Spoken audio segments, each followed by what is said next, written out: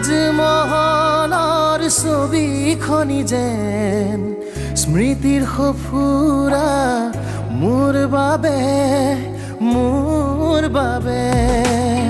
তোমাৰ কাষত বহি শিলঙৰে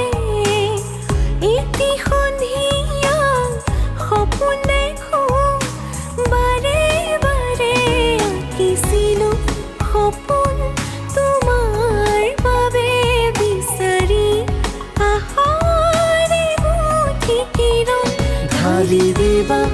এবাতি প্ৰেমৰ সুবাস পূৰ্ণ কৰি মোৰে জীৱন